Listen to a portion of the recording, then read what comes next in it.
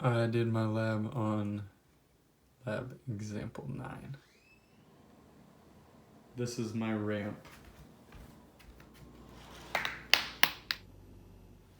I used graphite paper to make marks where the ball landed.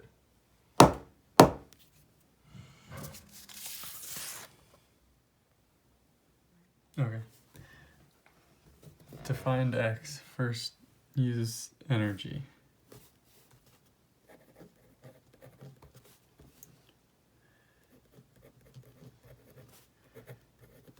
Our kinetic energy plus our rolling energy.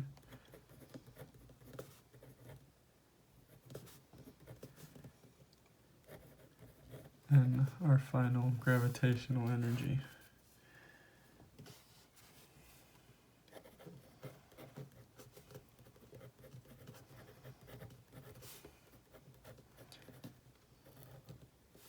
I is equal to 2/3 mr squared for a hollow sphere, and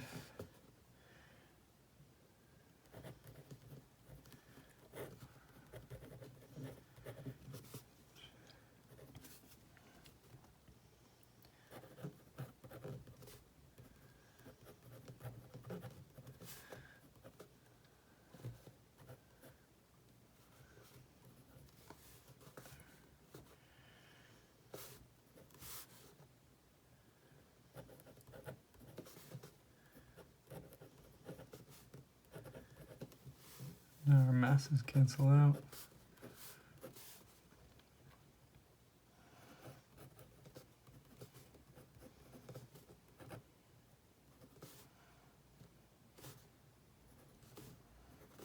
Forgot the v squared.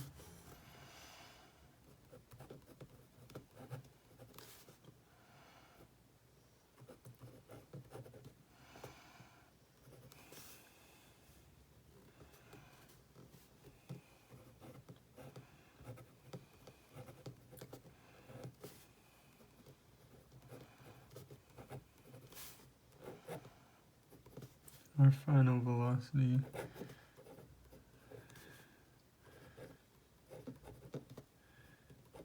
h2,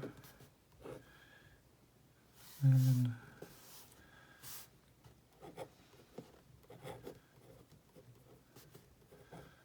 our heights were 0.43 meters and 0.21 meters. That gave us a final velocity of 1.61 meters per second.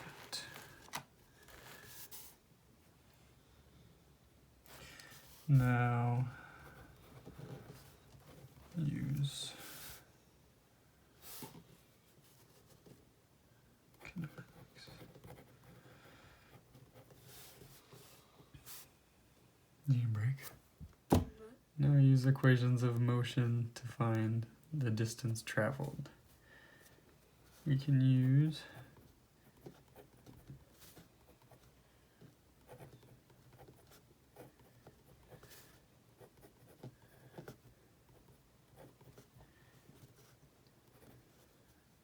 since acceleration is 0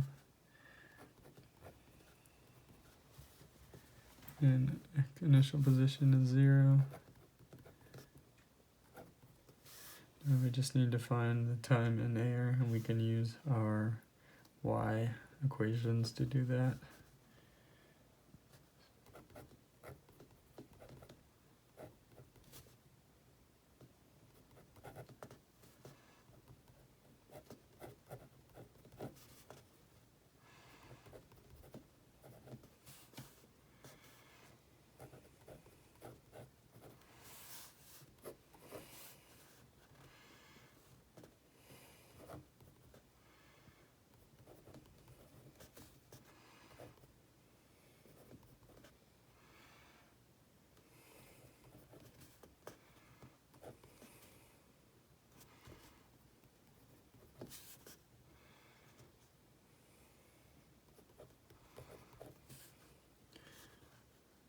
And using the quadratic formula, t is equal to 0.257.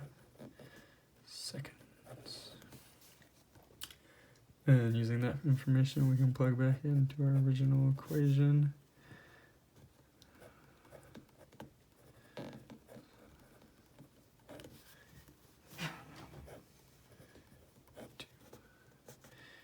Equal to 0.9 meters.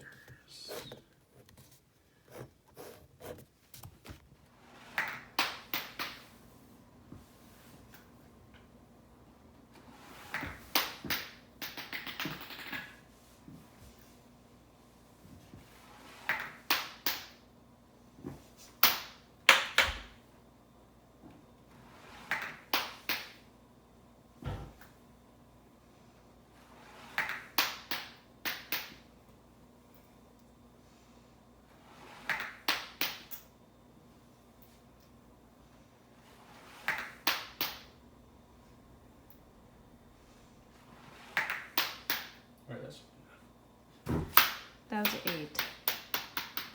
What? That was 8. I don't care. Okay. This is my data.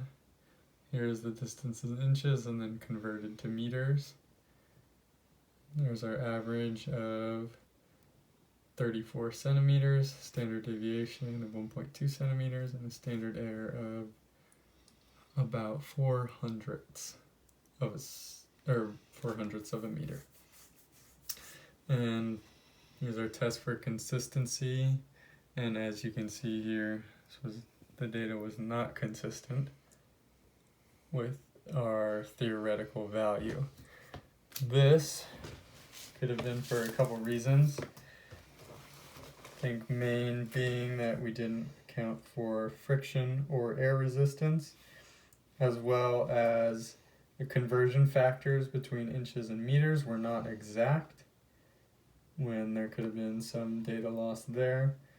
Also, measuring with only measuring tape, which is better suited for measuring long distances as opposed to short distances. And finally, another source of error I thought could be the transition from the track to the book, where energy was probably lost, definitely lost through sound, as it made a sound when it hit the book, and possibly heat and other kind of collision friction.